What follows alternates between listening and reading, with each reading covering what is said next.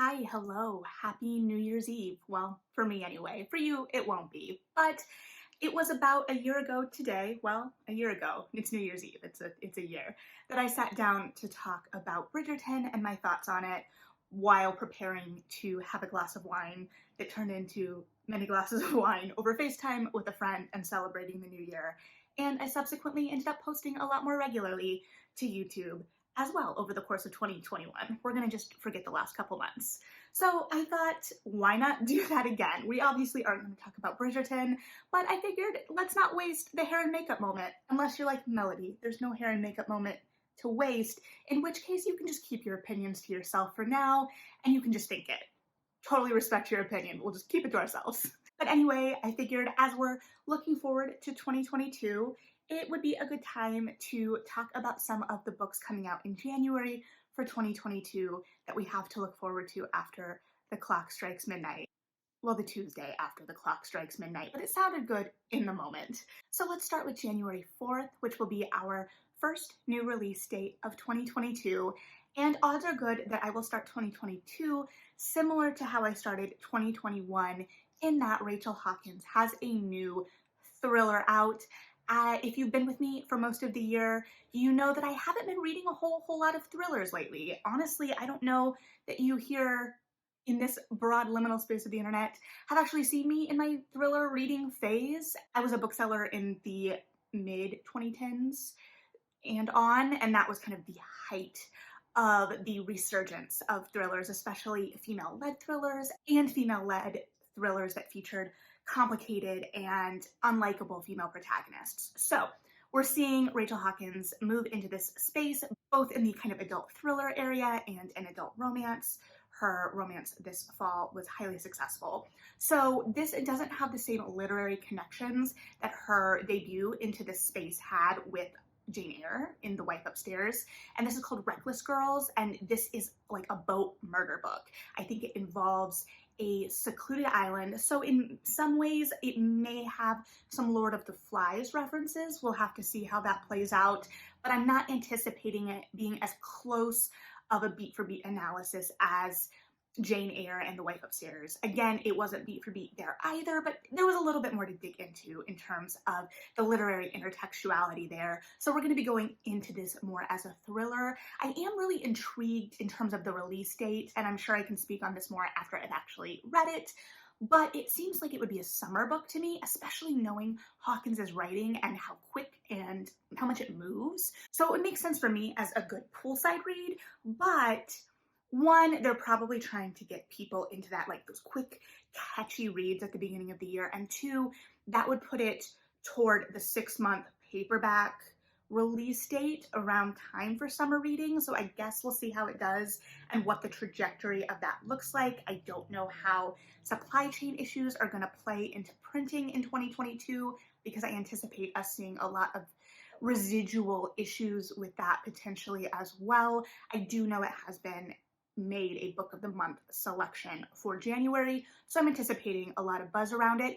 And it is interesting because she was obviously a big name in young adult, shifted into the adult market last year, and every adult release she's had so far has been a book of the month selection. So I am excited to see her publisher really backing her and to see her gain readership in the adult market. I was obviously kind of transferring over because I loved her voice in young adult, and I definitely saw the potential for it in adult, in how quippy and quick it is. So very excited to see how she continues to develop her body of work in this new space.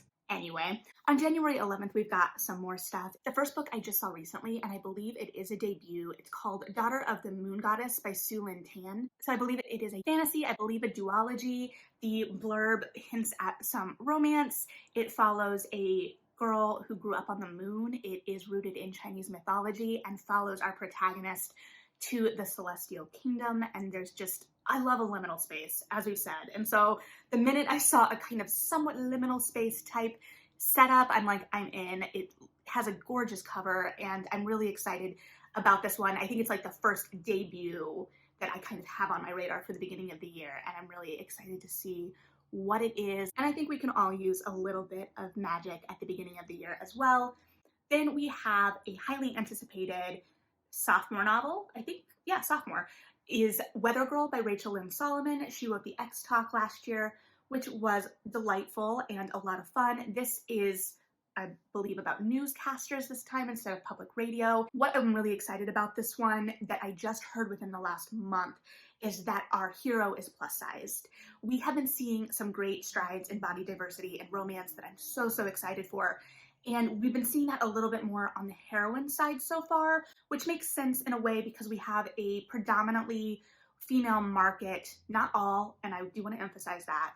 So there was a lot of demand for readers wanting to be seen in the stories they're consuming. I know I did. I have had a really complex relationship with the fourth Bridgerton book in particular, and how I read it when I was a teen versus how I read it when I reread it last year. I think I reread it twice last year. You know, don't judge me. Anyway, so we're seeing that kind of progression. As I've said many times, romance moves the quickest of just about any genre. So I really would like to see this continue. I really liked what Rachel Lynn Solomon did with the X Talk, so I'm excited to see how that translates into this one, and I just am excited to start the year off with a delightful romance as well. And I'm gonna need it to go to the last book that comes out this day.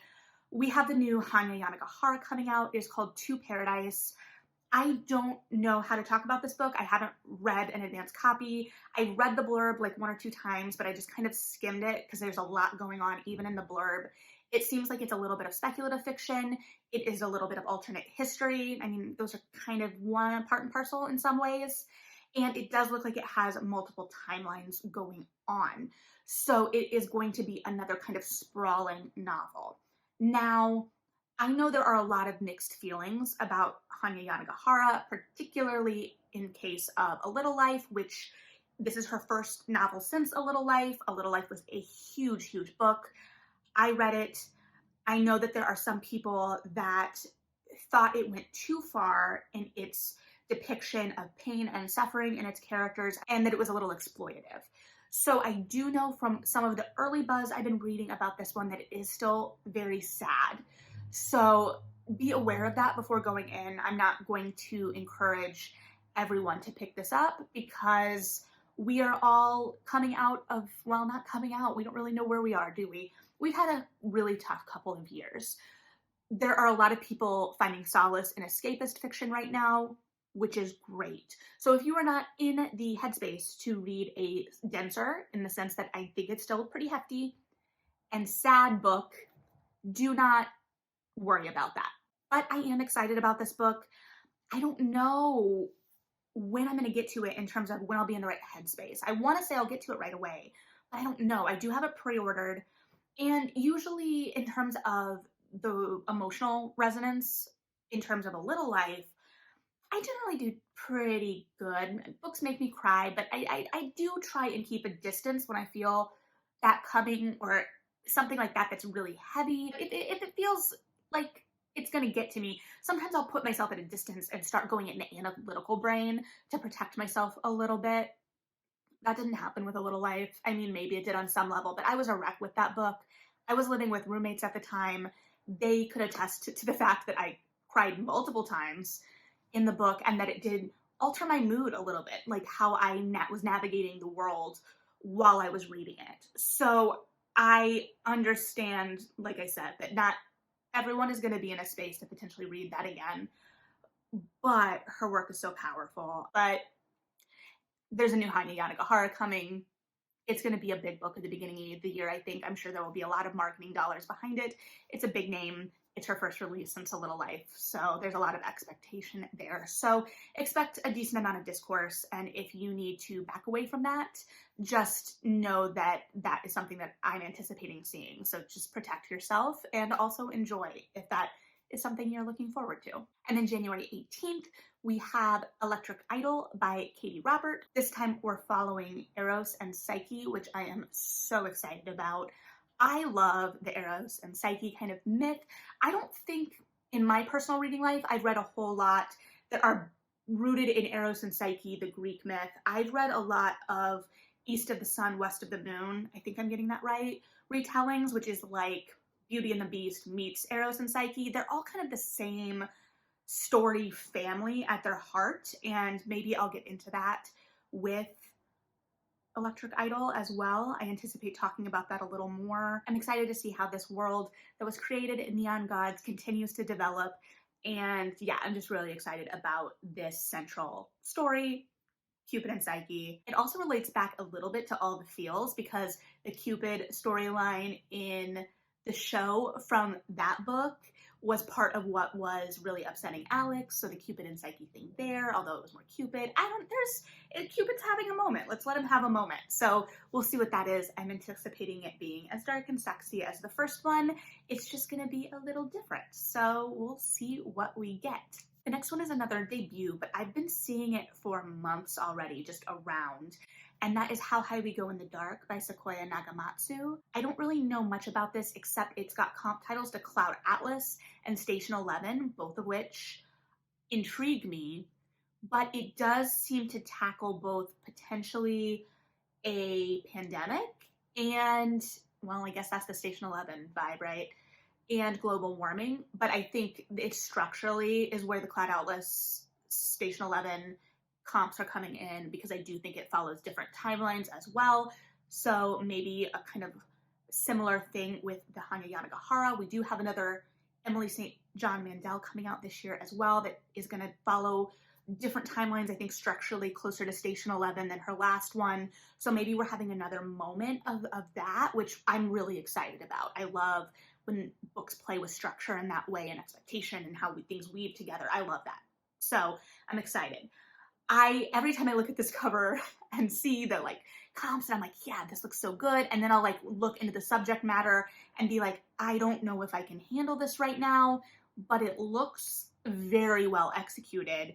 So I may wait and see kind of like where reviews are coming out and what reviews are saying about this. I don't know. But also based on the amount of time I've already been seeing this, I think it's been on the Libro.fm ARCs page, like the digital advanced read listens, for a couple of months already. I don't know that that's one I would do in audio personally, just how my brain follows plot. But yeah, so there seems to be money going into it. So I'm interested to see what is going on with that narrative. But definitely something to keep your eye on, and we'll see what that ends up being. And then we have Anatomy, a Love Story by Dana Schwartz. This is a gothic and I believe follows a female surgeon and a resurrectionist. And I just love gothics, so I'm willing to go for it. I am a little intrigued that it's a gothic we're getting in January, although I don't really trust a lot of pub dates right now, in the sense that I don't know what was originally slated for early 2022 and what got pushed back to 2022. And also, does it really matter? Am I just reading way too much into these kinds of things? I don't know. Maybe some of it is getting buzz before beach season. I'm thinking back to Reckless Girls again, obviously. It doesn't matter. This is a gothic. I'm excited for it. I know Dana Schwartz mostly for her online presence, so I'm really excited to dive into this one and see what it is. And I'm excited that we're seeing a little bit of a resurgence of gothics. And then January, I almost said June, but we're definitely not there. January 25th, we have The Red Palace by June Her. This is another historical murder mystery set in Korea. The blurb says it is 1758 for this one. I read The Forest of Stolen Girls last summer and really loved it. I have a copy of The Silence of Bones sitting on my bookshelf from the library. I need to get to it. I'm really anticipating that one as well. I have got my eye on June Her now because I have been feeling kind of a lack in YA historical fiction, and that could just be me as well. The biggest name in my reading life for historical fiction in YA right now is Stacey Lee, but I kind of am really enjoying June Her's vibe with these historical murder mysteries, and I never thought that that would be where I would gravitate toward, but I think if I'm gonna go murder mystery, historical is definitely one of the places I'm gonna go. So hopefully I will have something to report back on both books soon, because I am anticipating both of them and I think they're going to be a lot of fun. So yeah, I babbled a little bit as usual, to be expected, but also try to keep it moving. But January, we do have a decent amount of stuff coming out.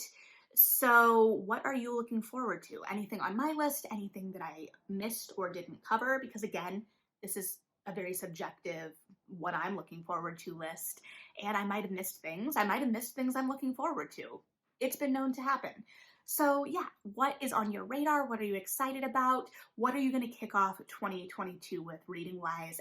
Anyway, thanks for hanging out. Here's to the beginning of another great reading year.